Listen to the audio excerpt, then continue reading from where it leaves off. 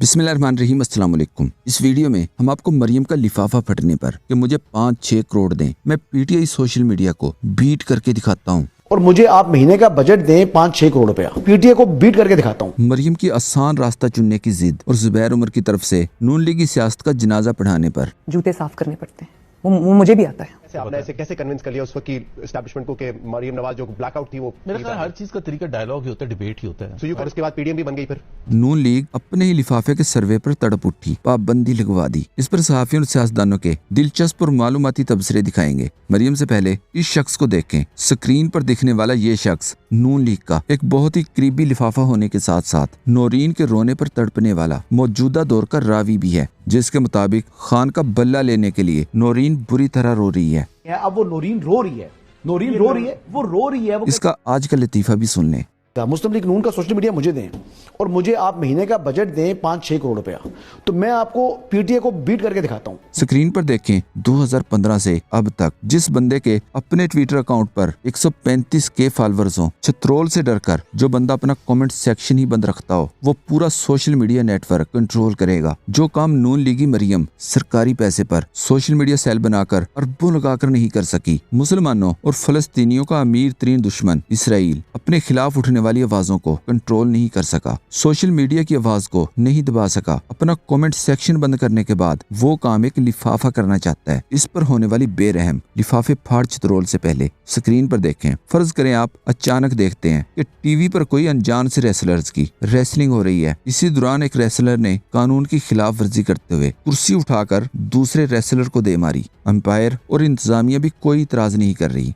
देखने से पता चलता है कि इंतजामिया और अंपायर ने भी कानून शिकन रेसलर को खुली छूट दे रखी है। अब बताएं आपके दिल में क्या आएगा कि कौन जीतना चाहिए? यकीनन गैर जानिबदार तमाम लोगों की हमदर्दियां इस रेसलर के साथ चली जाएंगी जिसके साथ ज्यादती हो रही है, और अगर ऐसा ही चलता रहा तो जालिम रेसलर के पक्के फैन भी इसका साथ छोड़ना शुरू कर देंगे। सोशल मीडिया लोग चलाते हैं और लोग इस वक्त इमरान खान के साथ हैं। इमरान खान जब हुकूमत में थे तो 45% लोग इमरान खान और बाकी दूसरी पार्टियों के साथ थे। हुकूमत गिराई तो 55% लोग खान के साथ खड़े हो गए। खान पर हमला हुआ तो 70% लोग खान के साथ चले गए। सरेआम नाइंसाफी को देखकर अब 80% से ज्यादा लोग इमरान खान को जीतता हुआ देखना चाहते हैं। और ये वही लोग हैं जो सोशल मीडिया भी इस्तेमाल करते हैं। वही लोग हैं जो न्यू ईयर नाइट पर पाबंदी के बावजूद इमरान खान के नारे लगाने सड़कों पर निकल आते हैं।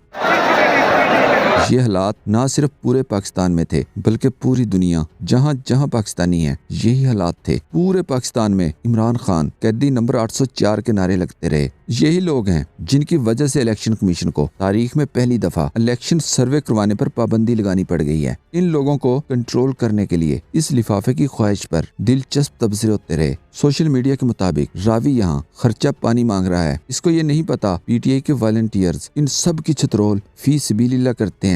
सभी काज़मी ने मशवरा दिया, मुस्लिम लीग का सोशल मीडिया न लें, मरियम नवाज की वीडियोस मांग लें, इनसे पूरा पाकिस्तान काबू आ जाएगा। मुझे एहसास है कि वो बहुत हसास वीडियोस हैं, उनके अंदर बहुत सेंसिटिव मटेरियल है।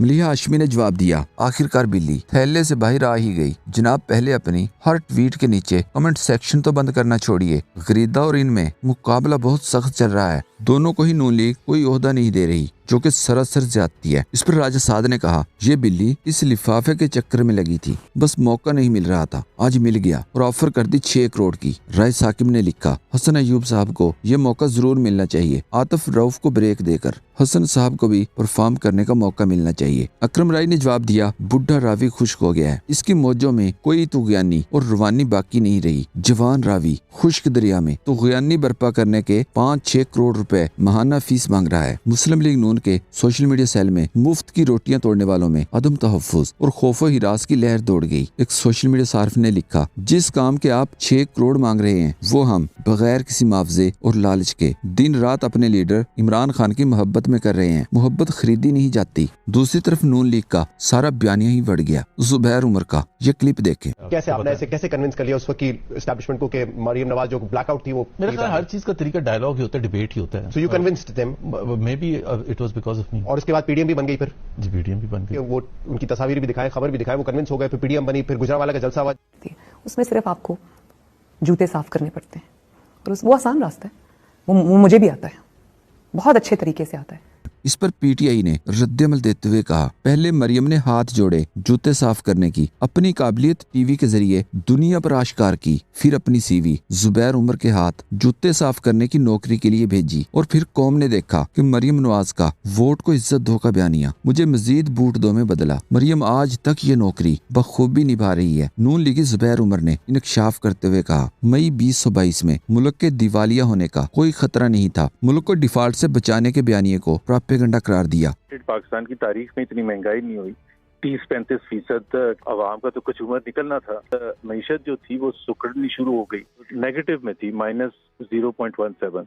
वो क्यों थी, उसका रीजन जाहिर है बताना पड़ेगा। सिर्फ डिसॉल्व करने का फैसला हो गया था, 23 मई को अनाउंस करना था और तकरीर भी शहबाज साहब की तैयार हो चुकी थी। बट द पॉइंट इज कि जब आपने डिसॉल्व करने का फैसला किया था और जिसकी तस्दीक खुद मियां नवाज शरीफ ने की है, तो इसका मतलब ये है कि उस वक्त में 2022 में डिफॉल्ट का खतरा नहीं था ना, तभी आप जा रहे थे। याद रहे पीडीएम ने हुकूमत गिराने से पहले महंगाई का बयानिया बनाया था। हुकूमत गिराने से कुछ दिन पहले का ये क्लिप देखें। इस वक्त आम आदमी के लिए जिंदगी गुजारना मुश्किल हो चुका है। इसके बाद हम टेलीविजन स्क्रीनों पर करप्शन बचाने की कानून साजियाँ, नैब तरमीम, ओवरसीज पाकिस्तानियों के वोट का हक खत्म करने की कानून साजी, एनआरओ के तहत बगैर अदालती कार्रवाई के हर रोज किसी न किसी के करप्शन केसेस खत्म होने की खबरें सुनते रहे और फिर 2 महीने बाद मिफ्ता इस्माइल ने ये कहकर सबको परेशान कर दिया था कि महंगाई कंट्रोल करना हमारी तरजीह नहीं थी। न महंगाई रोकने की मेरी नंबर 1 प्रायोरिटी रही है, अब तक मैं सीधी बात करता हूँ, ना ग्रोथ लाने की मेरी प्रायोरिटी। कई महीने तक मुल्क डिफॉल्ट या कमजोर मईशत का जिक्र तक नहीं था, बल्कि उस वक्त इनकी अपनी हुकूमत की रिपोर्ट के मुताबिक इमरान खान के दौर में मुल्क 6% से तरक्की कर रहा था। मुल्क के खजाने में $15 अरब से जायद थे। इसके बाद मईशत बैठ गई तो पेट्रोल महंगा कर दिया। पेट्रोल महंगा करने से मईशत मजीद बैठ गई, फिर खजाना खाली होना शुरू हुआ तो बयानिया बदलते हुए कहा, हम इमरान खान की हुकूमत को न हटाते तो मुल्क डिफॉल्ट कर जाता। क्या कहते थे ये भी सुन लें।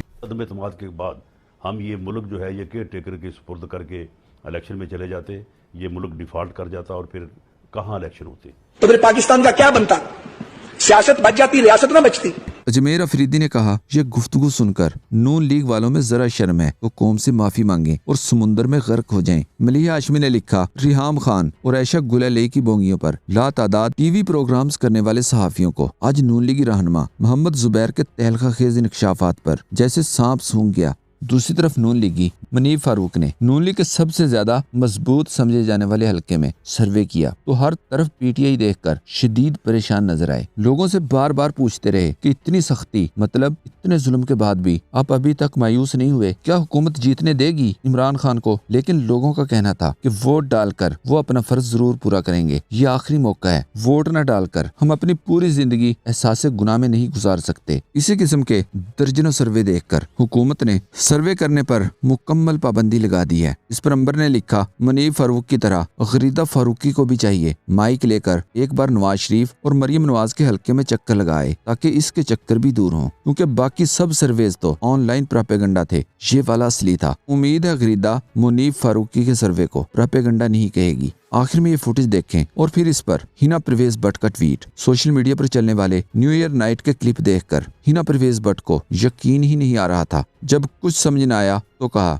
फोटोशॉप में पीटीआई का कोई सानी नहीं। इस पर मलक राशिद एडवोकेट ने जवाब दिया, पटवारी हो और चवल न मारे ये हो नहीं सकता। वीडियो में फोटोशॉप कहाँ से आ गया बीबी? अपनी लीडर कैलबरी क्वीन की तरह तुम भी डफर हो। तारक मतीन ने लिखा, नहीं निकाला जा सकता इसे, ये जज्बा किसी भगोड़े के लिए नहीं हो सकता। इस जज्बे के होते इलेक्शन कैसे होंगे? पीटीआई की मकबूलियत से घबराकर कहीं दूर होने वाली फायरिंग की इतला मिलने का बहाना बनाकर फजलुर रहमान ने कहा, ऐसे हालात में इंतखाबात कैसे हो सकते हैं? अगर चंद दिनों के लिए मुअख्खर कर दिए जाएं तो इसमें कोई हर्ज नहीं है। इनका अब जो आखिरी हथकंडा है, बेट जो है वो हमसे वापस लेने की भरपूर कोशिश होगी।